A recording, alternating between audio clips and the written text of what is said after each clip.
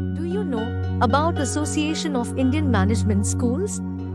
It's a 34-year-old networking body of B schools in India, having a membership of about 600 top management institutions. EThames focuses on professionalization of management education, protects interests of B schools, represents management institutions at national and international forums, financially supports members in academic events, funds research projects on management, disseminates management-related knowledge through its annual Management Education Convention, conferences, seminars, roundtables and workshops, organizes free weekly webinars on knowledge sharing and inspiring young leaders sessions for management faculty and students, supports B schools in admissions through Atma, EThames test for management admissions. Visit https://ethames.com for more details. Publishes a biannual EThames Journal of Management. Visit https://etamesjournal.com for more details. Circulates a quarterly e-newsletter on EThames activities. Conducts workshops on case writing. Encourages EThames members to be part of decision-making processes as members of chapter management committees and the executive board. Encourages students' participation in free weekly quiz competitions by providing support to interested institutions. Facilitates networking and interaction among B schools. Why would you like to remain a non-member of EThames? Pay a very low one-time membership fee and enjoy many lifetime benefits. Visit https://aims.org.in for more details.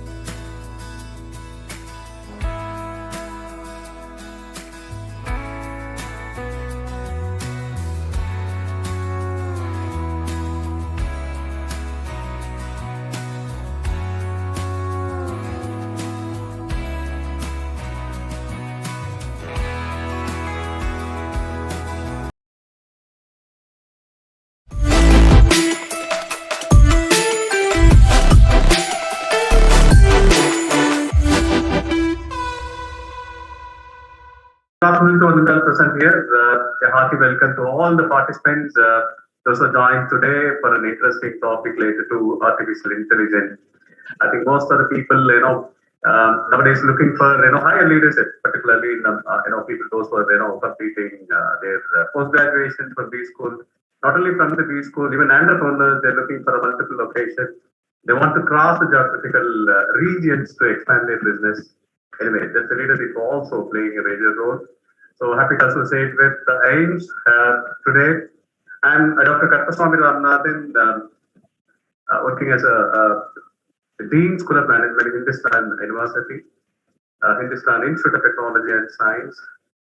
We have 13 institutions, right from aviation school, aeronautical, School of Management, School of Liberal Arts, and also we have a pharmacy, physiotherapy, and other things. So we have in-house students around 18,000 students in and around the Chennai itself. Apart from that, we have, as I mentioned, Orion Business School at Mysore. And happy to associate with the entire team.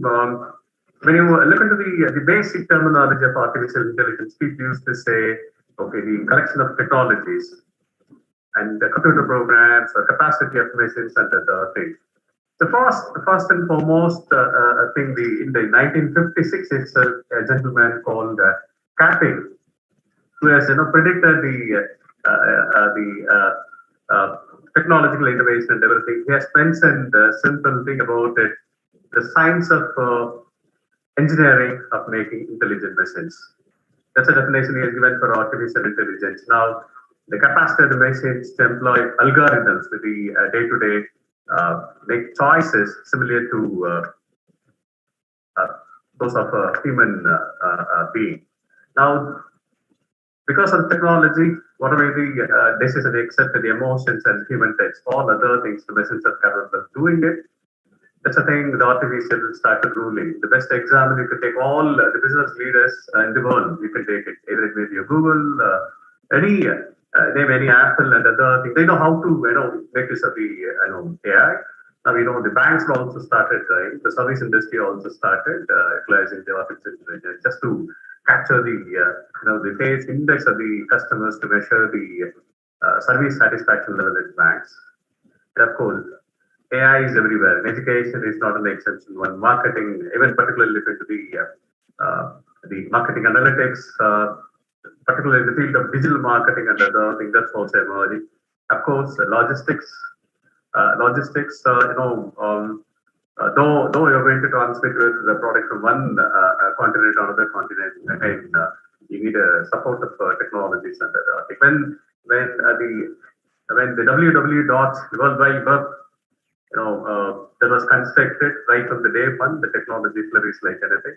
Even the students, if any students are watching here, you have a great scope when you have when you add the artificial intelligence as one of the prime area where you can develop your input also, hands-on technical input in addition to the degree what you're going to get, maybe MBA or a PGDM, whatever the thing. We used to say data analytics, machine learning. Earlier we started with the cloud. Now it has become the day of artificial intelligence.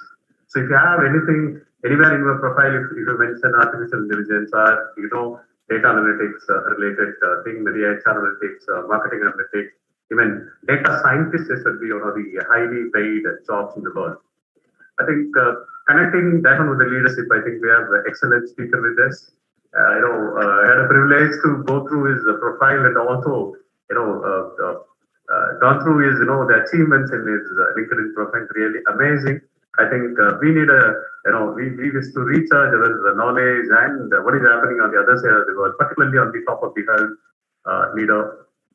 leadership. We have an interesting personality with us. It's none other than Prof. Satya, who is serving as a Vice President Strategy at EThames College in Hyderabad. And Prof. Satya has more than 20 years of experience in teaching design and delivery, competency mapping, leadership and communication development. He has wide range of, multiple. He is having he's rendering a huge volume of services through to multinational, multicultural professionals all over the world. He has widely traveled to many countries, including United Kingdom, UAE, Switzerland, Singapore, Malaysia. The list is running. I think he might have visited almost 5 to 6 continents. Professor Satya is well-known orator and has been a guest speaker at the prestigious Indira Gandhi National Forest Academy, Indian Institute of Management, Bangalore.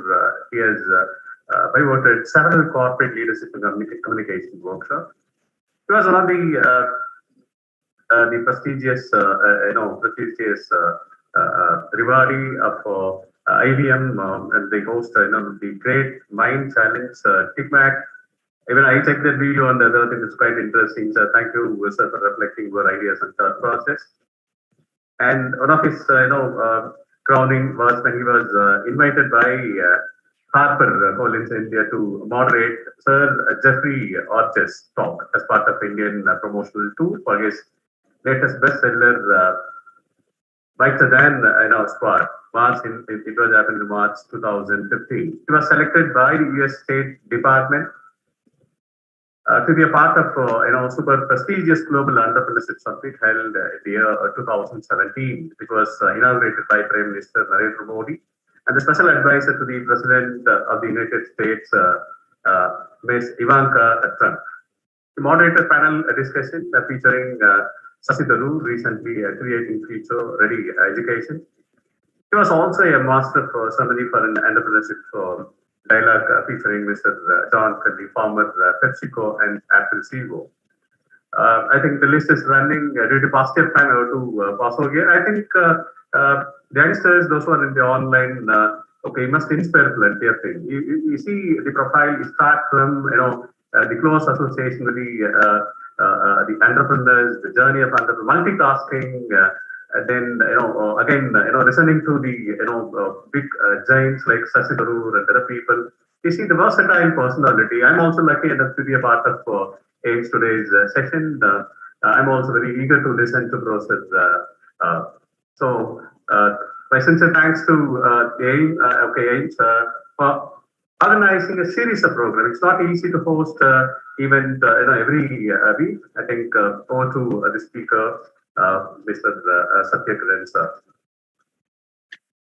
Thank you, Professor, for the very generous introduction, though the introduction was given by us. So thank you. Thank you very much. So last week, this week was Guru Purnima. And I wrote on LinkedIn that on Guru Purnima, I received a gift from my Guru. So in the interest of ensuring that I'm grateful for all the blessings that I have as a teacher, I would like to acknowledge the contact AIMS. So before I make my presentation, I have a PowerPoint slide deck to show you. As I said, the talk is not technical in nature.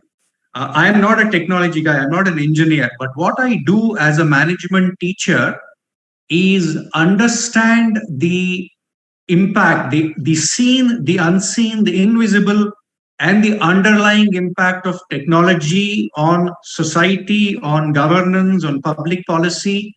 And being a teacher, my interest is in understanding how technology impacts education and skill development. So I will not bombard you with a lot of technological jargon. I'll take some elements of these transformative technologies like AI and tell you how they are going to impact, let's say, skill development, education, or your own career going forward. So that is the shape and contour of my conversation for the next 40 minutes.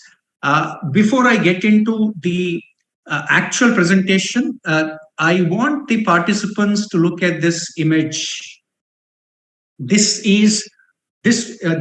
picture was taken yesterday, only yesterday.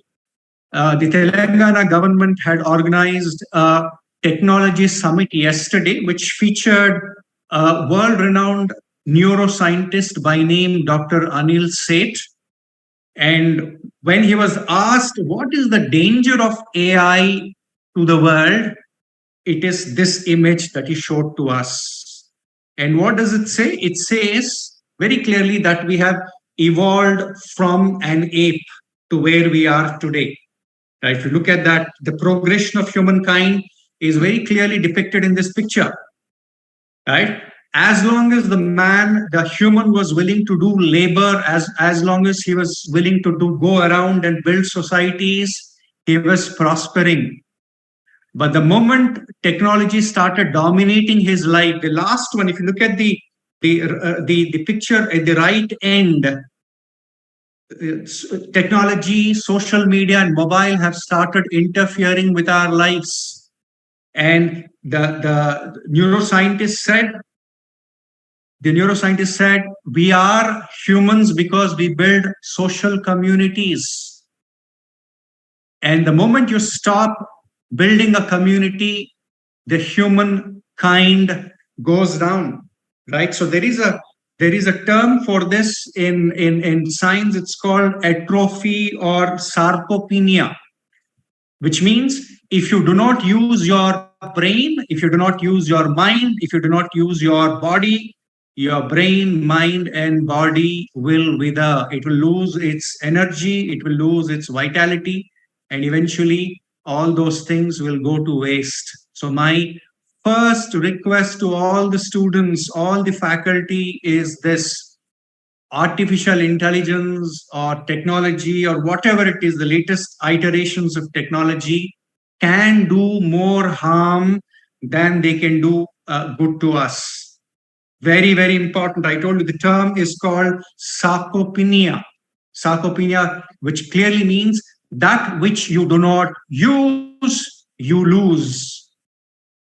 Right? From being very active, please understand, from being very active seekers and consumers of knowledge, we have become very passive consumers of knowledge. And earlier, I remember 80s, 70s, 90s, early 2000s, when you had to learn something, you had to go to a library, either your society library or your school library or a state and city center library to go read. Right? Spend a lot of time there. It was very active learning because your learning enriched your imagination, it enriched your vocabulary, it enriched your social skills. But today, this mobile phone has all the knowledge that you require that has ever been created. But unfortunately, it is this device which is also making us very socially isolated. Please understand that. So my request to all the students is, please go out, be extroverts, build communities, start reading, start exercising both your mind as well as your body. Why? Because in the if your body is weak, the mind cannot function, and if the mind is weak, the body cannot function. This we call in psychology. In psychology, we call it the psychosomatic relationship. I know this is not about AI, but this is a warning to all the students. It's called psychosomatic relationship. Psycho is mind, soma is body. All right. So unless there is a balance between the power of your body and the power of your mind, you'll not be able to have any success in life. So please do that. So I'm coming to the presentation now. Just 3 questions. You can give your answers in the chat box. Now, these 3 people are some of the biggest names, my dear students and faculty.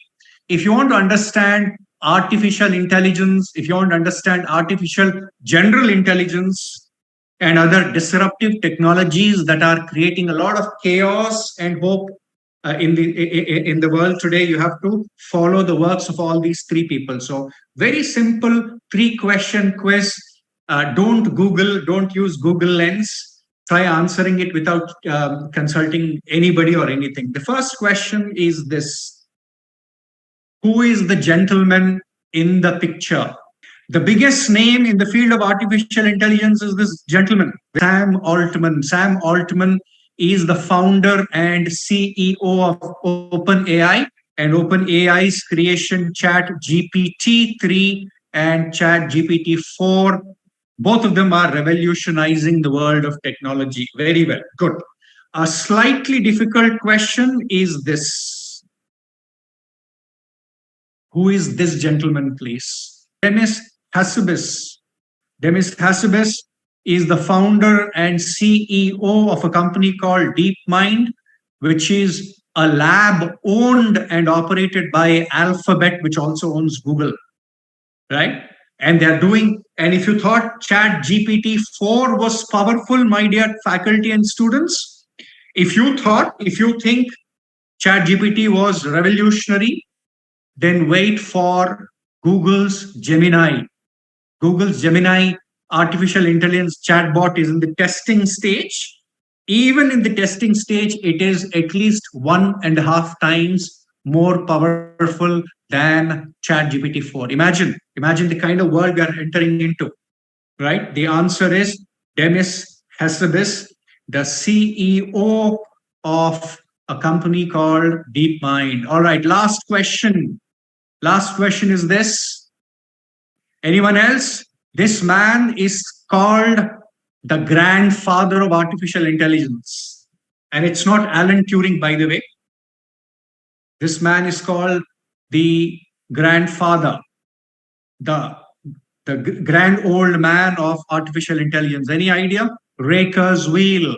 Now, here is an important thing. Faculty and students, there is a term called singularity. I'm going to type it for you. I want to make it like a coaching session, not a monologue or a workshop. A nice coaching session. So there is a term called singularity. Singularity. Now, singularity is that phase or that point in time. Remember, is that phase or that point in time when the universal machine intelligence, when that universal machine intelligence surpasses the human intelligence. That point is called singularity. Ray Kurzweil had done a lot of research in artificial intelligence, and his theories have led to the creation of many practical and applicable technologies. And Ray Kurzweil said that 2045 is the year when the universal machine intelligence, which means the machine intelligence of all the things in the world, will surpass human intelligence. But Ray Kurzweil's prediction has proved wrong. For the first time, Ray Kurzweil says, my prediction, my prophecy has gone wrong, because 2045 is not the year of singularity. The year of singularity could be as near as 2029 or 2030. All right? Which means the world, my dear faculty and students, the world is changing in a way that you cannot even comprehend today. You can't even imagine what the world will be like in the next 10 years or so, right? It is said, all of us know, there is a term called VUCA, right? VUCA world. Management students should know what this VUCA world is. VUCA world stands for volatile, uncertain, complex, and ambiguous world. 2020, March, was COVID. Who would have expected COVID to stop the world in its tracks? I mean, I keep telling this, on December 31st, 2019, in a place called Wuhan, in the New Year party, if 10 people had gotten together and said, within 2 months, that is by February or March, the entire world will be shut down by a virus that has originated in Wuhan, people in the party and elsewhere would have laughed it off. But what happened? Exactly 2.5, 3 months later, in March of 2020, the entire world, actually, as per the WHO estimates, about 70% of the world was shut down because of COVID. And an invisible enemy like COVID ended up shutting the world down, even where the world wars could not do it, right? The First World War was between 1914 and 1918. It did not impact the entire world. The Second World War was 1939 to 1945. Again, not the entire world was impacted, but one invisible virus brought about this massive emergency globally. And imagine, that is the kind of volatile world we are getting into, because we are a very global world today, very globalized economy that we are living in today. What happens in America impacts us in Andhra Pradesh. What happens in Texas impacts us in Tamil Nadu. What happens in Detroit impacts us in Delhi. What happens in Georgia impacts us in Gurgaon. So in a world which is extremely tightly knit, in a world that is like a global village, both positive as well as negative things tend to get dispersed very rapidly. So my essential point is this. Number one point is, in a global world, you have to develop a global mindset. As all students, please understand, your competition is no longer South India. Your competition is no longer India. Your competition is the world. So you have to develop a global mindset. Very, very important. Global language, which is English. You have to be very conversant in that, right? Global knowledge, right? Don't stop with acquiring knowledge of local areas. Understand how the world is shaping up. For example, how is the Russia-Ukraine war going to impact you? How do the interest rate hikes in the US impacting the rest of the world? How is the GST collection increase in India going to impact its future? All of these going to matter, especially for management students like you, right? So the important thing to realize is, all the transformations that we have seen over the past 70, 80 years since the end of the Second World War, all those transformations are one thing. But the advent of artificial intelligence will change the world in ways that you cannot even imagine today. I'll give you numerous examples of that. One example, if you look at the transformation and development that India has experienced in the last 30 years, 1991 to 2023, whatever, a major chunk, a major percentage, a major amount of credit for all the transformation that India has seen economically, politically, and socially in the last 32 years, a major part of that credit should go to the IT industry. IT industry is what has created the great name for India across the world. In 1997, the total, what should I say, the size of the Indian economy in 96-97 was about $6 billion only. $6 billion. Entire software exports from India, the software industry was about $6.5-7 billion in 96-97. Today, the Indian IT industry is close to $235 billion US dollars. Which means what? Which means we have grown almost 35 times in the last 30 years. Every year, in a way, the industry has been doubling. So from a minuscule $6-7 billion to $235 billion in the last maybe 20-22 years since 1991, but the actual development started in 96-97. Imagine all this growth that we have seen is thanks to the IT industry, coding and programming. Now, how will AI disrupt it? I'm sure you've heard about certain coding platforms, right? There are certain coding platforms like Codex, Copilot, AlphaCode, and Tab9. What do? They're all self-coding technologies. All right. Look at. I would urge some of you to go through some of these names that I'm telling you: Codex, Copilot, Tab9. Now imagine if some of these coding platforms are able to give you an output which is equal in quality to the code created by an actual coder sitting in a company or working in a company like TCS or Infosys or Capgemini. What will happen to them? What will happen to them? Imagine, obviously, I agree, self-driving cars in India are not a reality, at least in the next couple of decades. Imagine in the US, you have this autonomous cars or self-driven cars. What will happen to employment opportunities there? What will happen to the Ubers and the Lyfts of the world, or in India, Uber or Ola?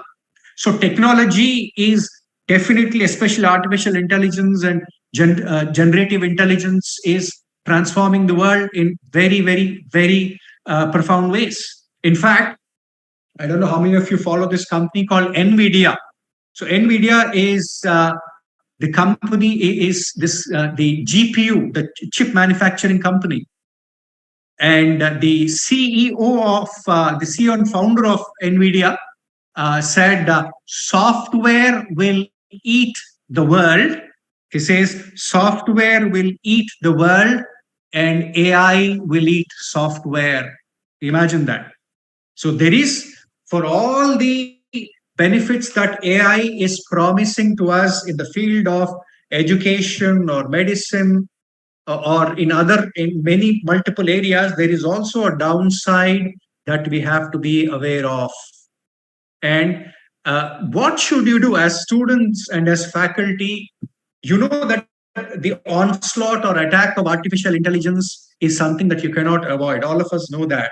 But are there any things that we can actually do to improve our competencies, our skills, and to ensure that no matter what kind of technology comes, your role as an employee or as a student, if you want these to be safeguarded, then you have to move beyond technology and you should start thinking of developing what are called soft competencies.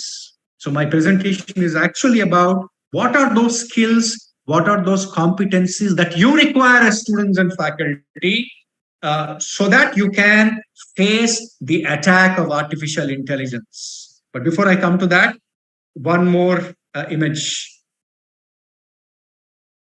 Interesting, isn't it? Leonardo da Vinci created the original Mona Lisa. The original Mona Lisa was created by Da Vinci. It is today, this is of course not Mona Lisa. This is, you can call it Sona Lisa or whatever. But the original Mona Lisa is in a museum in Paris called the Louvre Museum, right? So this image was created using a natural language prompt into images app, right? So there are many apps today like Midjourney. Then you have Adobe's Firefly. All you have to do is give a prompt to the chat bot saying that this is the image that I want. I want an image which looks like Mona Lisa. If Mona Lisa were born in the 21st century today, how would Mona Lisa look like? This is the result that Midjourney gave. Look at this. It's a beautiful image, but if Leonardo da Vinci were to draw Mona Lisa today, it would look like this, right? So today, there is no industry, my dear students and faculty, there is no industry in the world that will not be impacted by artificial intelligence. No industry. And I mean, you talk about certain industries that you thought were immune from artificial intelligence, like, for example, the medical field or the creative field. Today it is possible. I'm saying this. I spoke to a cousin of mine who practices at the Massachusetts General Hospital in the US. He says, Baba, even our jobs as a doctor are not safe from AI. He says today there is actually the possibility of doing remote surgery. A doctor sitting in America can actually direct a surgery in Hyderabad. There is an AI technology called the Da Vinci Surgical Robo System. I'm going to type it for you so that you can do further research on this. It is called the Da Vinci Surgical Robo System, through which a doctor can sit in any part of the world and he can very, very accurately guide another doctor. And even in the pre-operative plan, you can use artificial intelligence to actually help a doctor plan how the surgery can be done. Imagine that. Imagine how creative fields, I talk about filmmaking or lyrics. We thought that it is not possible to say that a lyricist or a story writer's job is very, we thought it was very safe. No technology can actually kill human creativity. Absolutely wrong again. Today, you can give a prompt. You can give a prompt to Chat GPT and it will come up with great lyrics. If some of you would have seen this a small clip, it was called the Mallu, the Mollywood Godfather. Anyone has seen that? So a few clips of a film called Godfather, they were manipulated using this technology called authentic deepfake. I would want you to go through that. It's a very, very interesting and a hilarious video. It was used using an AI feature called authentic deepfake. And the joke is it's called Mallu Godfather. It features Mohanlal, Mammootty, and Prithviraj Sukumaran. Very interesting, very short clip on how that authentic deepfake actually turned out a Godfather, which is the 1970s legendary Hollywood film. So they gave the faces of Mammootty, Mohanlal, and Prithviraj and called that a Mallu Godfather. Very interesting. This is an example of how profoundly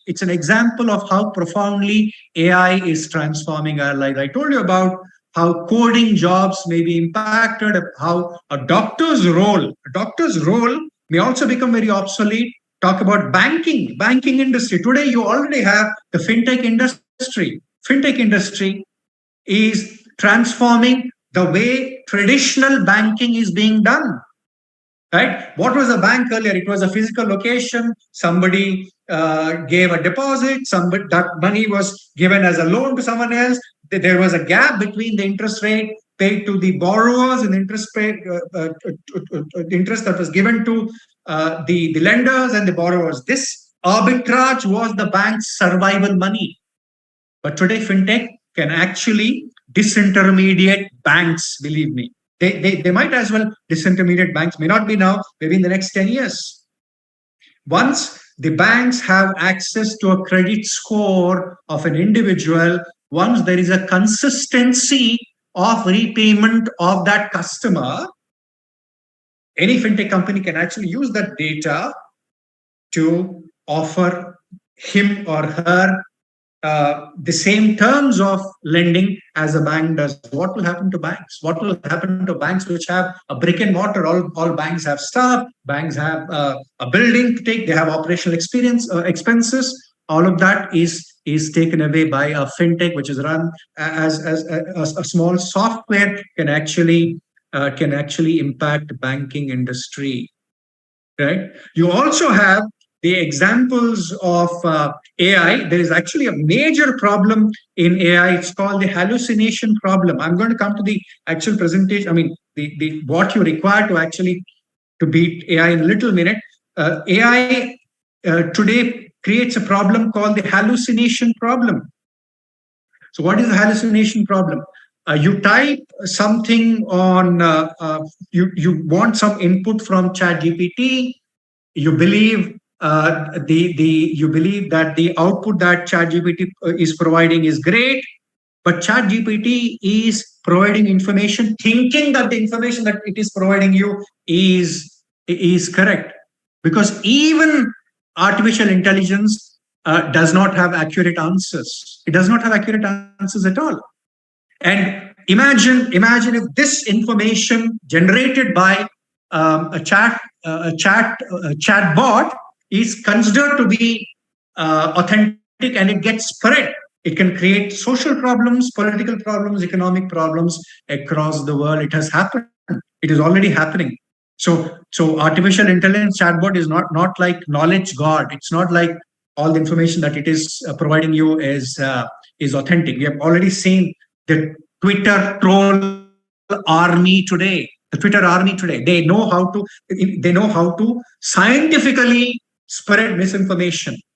And this misinformation lies at the root of major political, social, and economic problems that we are facing today.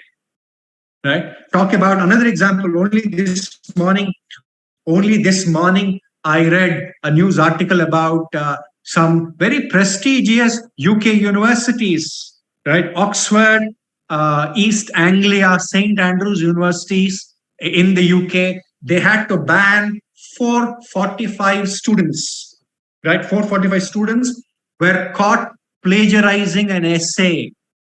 Why? It's easy, isn't it? Today you can go to ChatGPT, give some prompts, as I said, give some prompts about your essay, and lo and behold, the essay appears in less than 5-6 seconds. And these are I'm saying this will have very strong and very, very negative implications for us in the future. Right? And there are 3 areas as teachers and students I want you to understand. Please understand. Why are you given assignments? Why are you given homework? Because in the process of preparation, your hard work, your perseverance, your ability to research, all of them improve. That is the reason why you are given assignments or homework or peer-to-peer assignments. That is the reason. It's the purpose of the examination process is not to get you marks, but make you understand that to achieve anything in life, you have to follow a process. And unfortunately, today technology is making things so easier that our ability to work hard, our ability to imagine, and our ability to persevere, all of them are going down, my dear students and faculty. I want all of you to go back to what I said earlier. I said atrophy and sarcopenia. Atrophy and sarcopenia. Sarcopenia is if you don't use your brain or your mind or body proactively, they lose their ability to function. Right? If you don't jog, don't exercise your body, what happens? Your muscles atrophy. Similar manner, think of your brain as a muscle, right? As a muscle mass. If you don't use it, it atrophies. It undergoes this process called sarcopenia. So my request to all the students is, please challenge yourself. Please challenge yourself every single day. Can I go for a 45-minute walk? Can I read a book 20 pages a day? And having read that 20 page every day, can I summarize? Like I do every day, I read and I summarize. When you do this, your body and your mind are in fine shape. Right? So I'll come to the last part of my presentation, which is what are those skills that you require to succeed in the future? Very simple, very simple.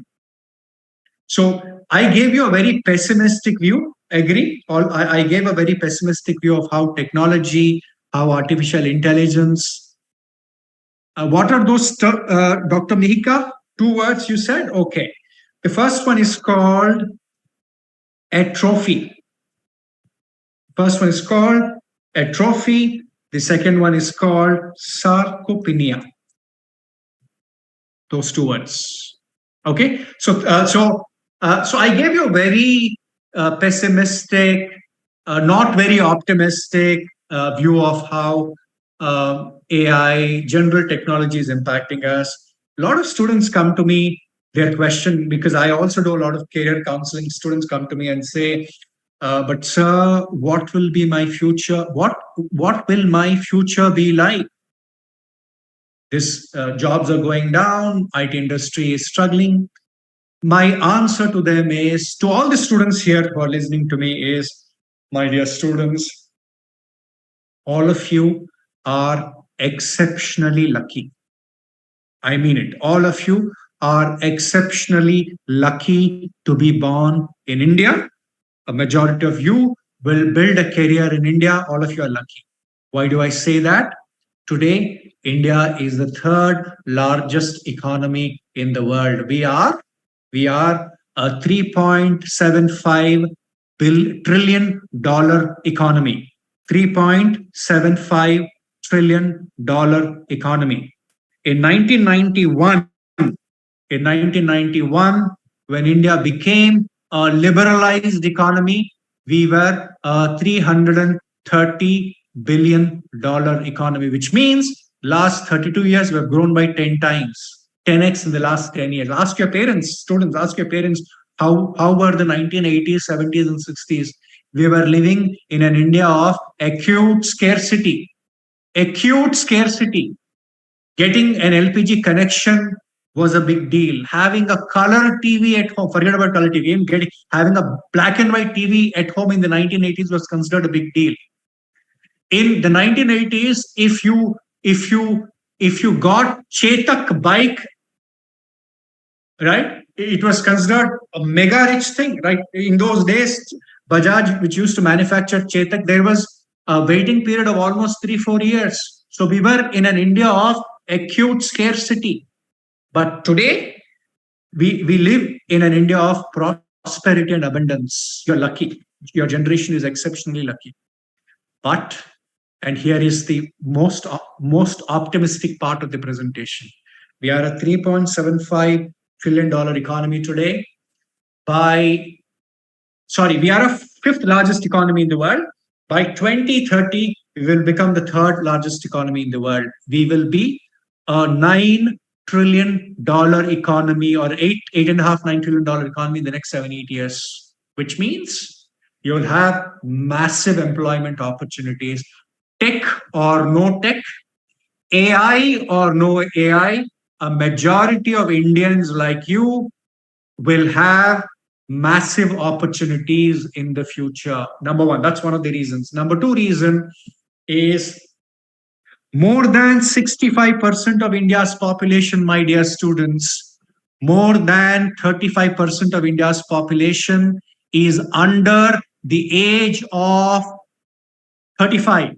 More than 65% of India's population is under the age of 35, which means 74 crore Indians are young, 74 crore Indians are extremely energetic, and 74 crore Indians they have the hunger to succeed.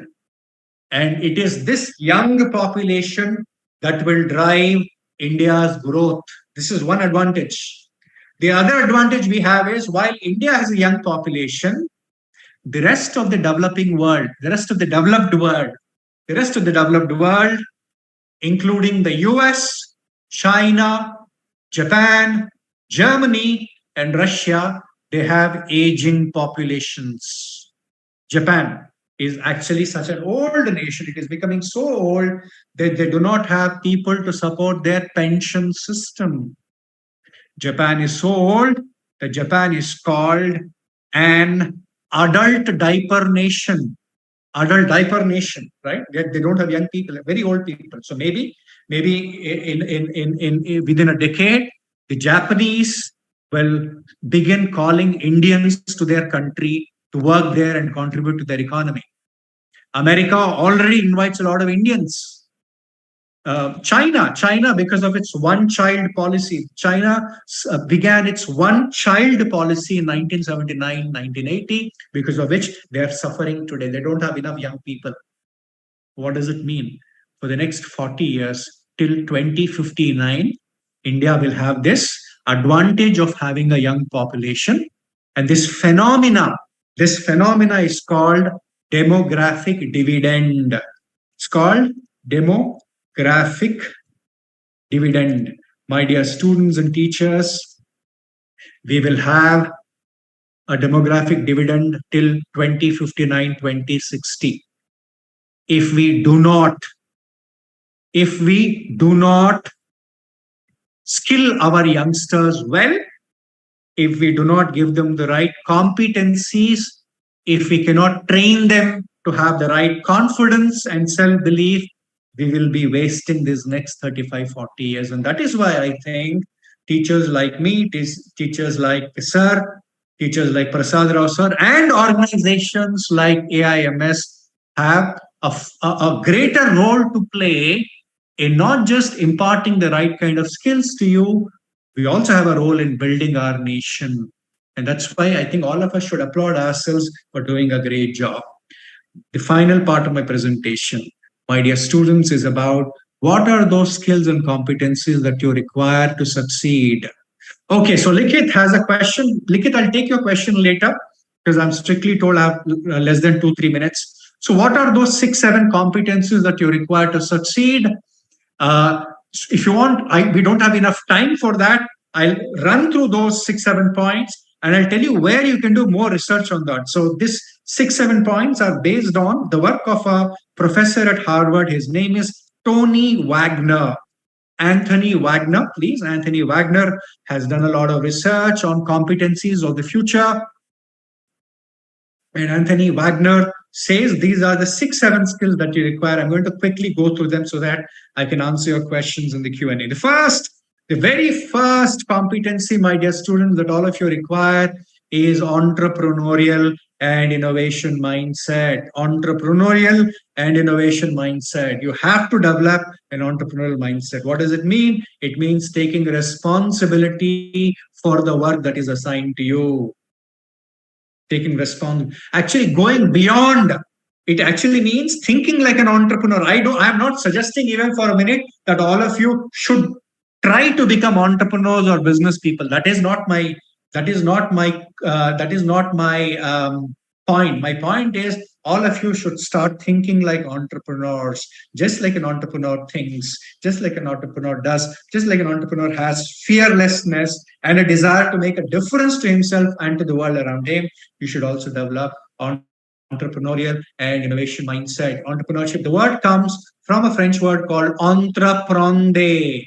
Entreprendre means to venture beyond your comfort zone, to venture beyond what you've been doing all this while. I want to say this very clearly. If you keep doing the same old things, you will keep getting the same old results. So if you want new results, you have to think differently. Okay, quickly. Sir has, I think we have less than 10 minutes for Q&A, so I'm going to quickly wrap up. The second skill that you require, the second competency that you require is called written and oral communication skills.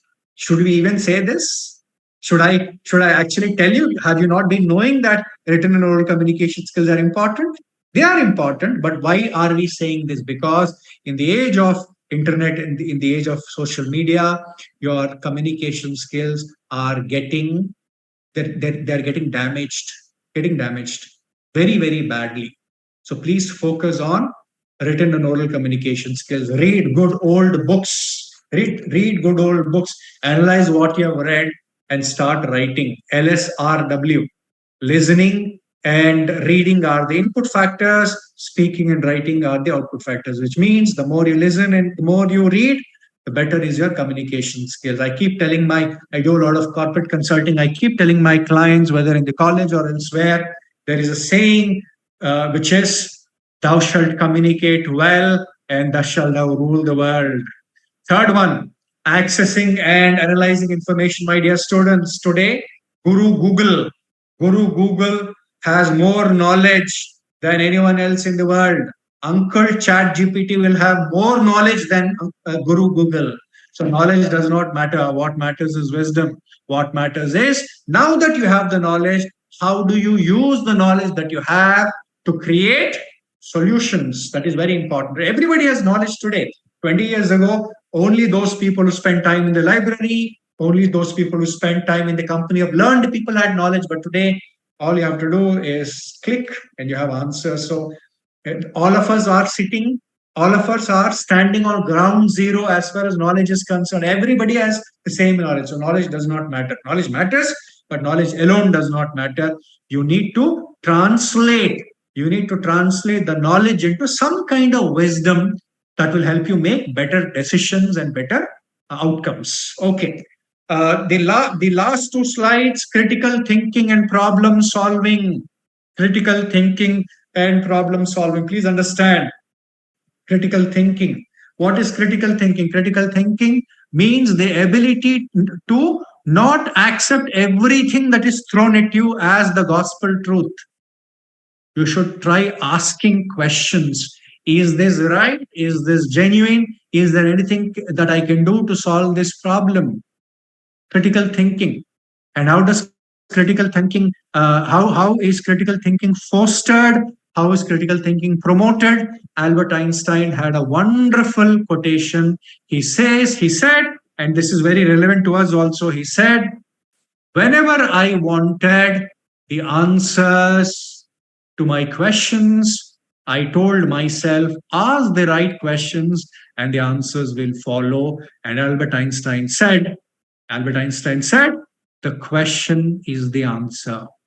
He said, the question is the answer. If you ask the right questions, critical questions, deep questions, inquisitive questions, introspective questions, then the answers will naturally follow. So I'm telling you, don't believe everything that you see on social media. 99% of that is trash, is absolute trash.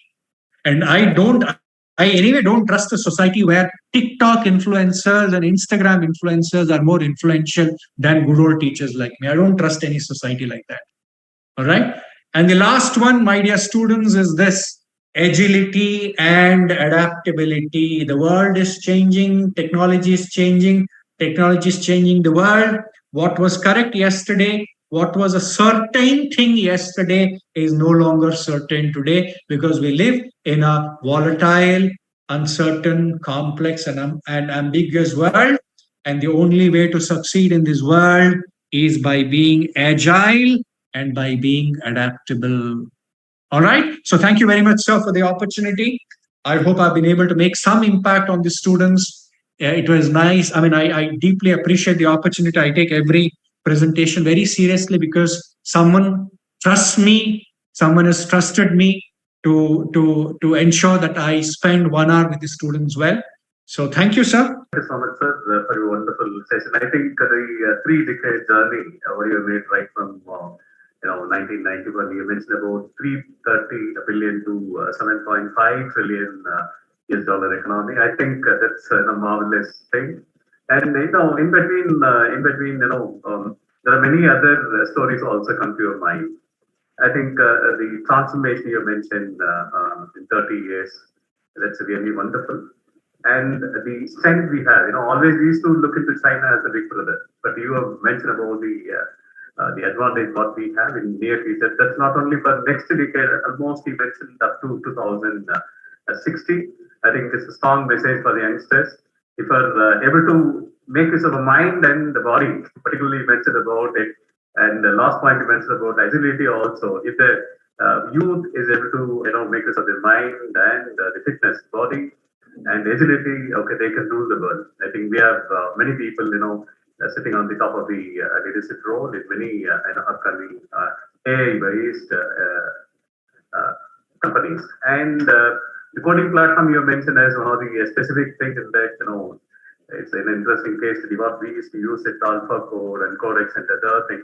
The code, what you have mentioned, that's really interesting. Software will lead the world, AI will lead to software. So many interesting there. And you mentioned about the soft competencies required for the students. Because most of the students think that if you have a qualification, I will get a job. It's not like that. You mentioned you must score over with the soft competency to face the attack of AI. And of course, the interesting one, I work for Cipla Pharmaceuticals. I used to observe all the changes taking place in medical equipment, especially in pharmaceutical industry. And you mentioned about the remote surgeries, how it's happening, Da Vinci surgical robot system. So it's something which is going to be a cost-effective thing also. And of course, banking, what we face after, particularly after the COVID, all digital payment mode, you touched it, fintech also. And of course, anyway, we also trust on one, apart from AI, we used to trust on one major thing with a demographic dividend, which is going to pay out for next 3 to 4 decades. I think that's one of the marvelous advantage we have. And of course, the students are also, witness the thing you mentioned about the UK universities, stringent measures. So, okay, even sometimes technology, when the students too much of dependability on technology, that also, may shrink the size of their brain. I think the plagiarism check, which has resulted in punishing the students. I think it's like, going for world tour. You've taken, you're given, AI in our hands and took us to the, like a world tour, what is happening in and around us. I think it's really wonderful. Let me listen to the participants. If you have any questions, feel free to raise your question, please. One question raised, what is the role of an AI in manufacturing industry? Right. So, very interesting question, because I see the advantage. If you look at the growth of China and India, if you can compare and contrast, China had opened up its economy in 1979, and we did that in 1991. China's growth model was propelled by the manufacturing industry, unlike India, where the services industry has propelled our economy. So, AI will definitely impact the manufacturing industry. The total industry output will definitely increase due to the use of automation and industrial grade robots. So the manufacturing industry will definitely increase even in India. But the number of jobs that the traditional manufacturing companies would have employed before right? They used to employ a decent number of people earlier. That number will definitely come down. So from a manufacturing industry development perspective, we can expect a lot of action, but definitely the numbers will go down. Well said, sir. I think so already, because we have 3D manufacturing, additive manufacturing, automation, and the use of robots. I think you have mentioned about the Chinese, because they are cost-effective manufacturing, what you rightly mentioned, and the world has become market for the Chinese product. Though Chinese toys are, banned in many countries long back, but after the industrialization, particularly, because of technology, they're able to rule the world. So Sir, the most expected question. Actually, I thought of asking that question to you. I think somebody has asked that question because the entire human community that has developed the technology. Now the technology is going to control the human. So that's a question whether AI is going to be a big threat for human beings. That's a question. Yes, sir. Sir, there is a famous author by name P.B. Shelley. P.B. Shelley wrote a book called Frankenstein. There is a character called Frankenstein, and there is a beautiful saying about Frankenstein is actually like a demon or a monster. It says one of the key takeaways that I had from that book was first the man creates the machine, and then the man first the man creates the machine, and then the machine destroys the man.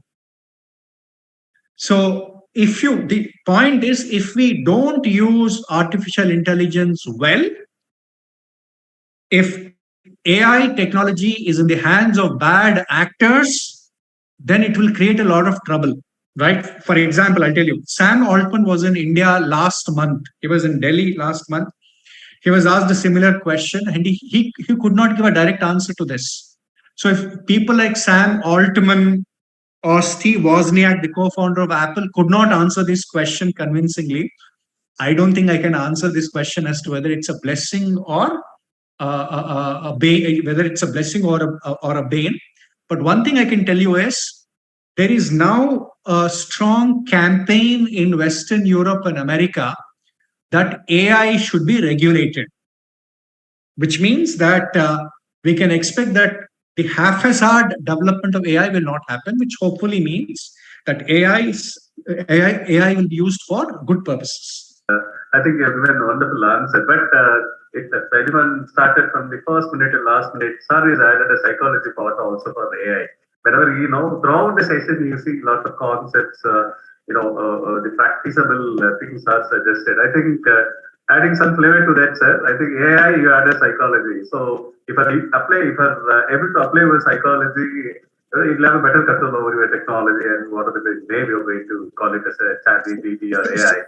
I think people must, coordinate their mind and heart, before, putting anything to their technology. So please. Sir, I have been for the past 20 years, I've been a great believer in and a practitioner of meditation. For me, AI means authentic intelligence. AI is not artificial intelligence. For me, AI is authentic intelligence. I think there's a lot of intelligence, a lot of wisdom, a lot of power that is inside of us. So when we go inside, understand ourselves better, then all the progress, all the goals and dreams that we aspire for become true. So it's all okay for technology, but the most powerful technology in the world, in my view, is the technology that lies here.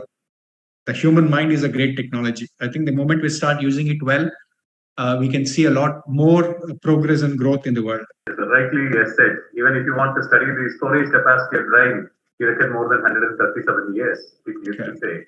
That much amount of data technology God has given at a free of cost. I think, sir, it's a time to close the session. A big thank you for all office bearers of EThames, and special mention here, Dr. Prasad Rao, for giving an opportunity. And also, I have my gurus, Dr. Nandagopal sir, even the southern part. My friends are here, Sadasivan, Maran, Sairam from Sairam. And all the people, always, we used to put together, we used to sit together and decide a certain thing, which is, for the upliftment of society. I think this one particularly, you mentioned about, how to control over the artificial intelligence is impossible.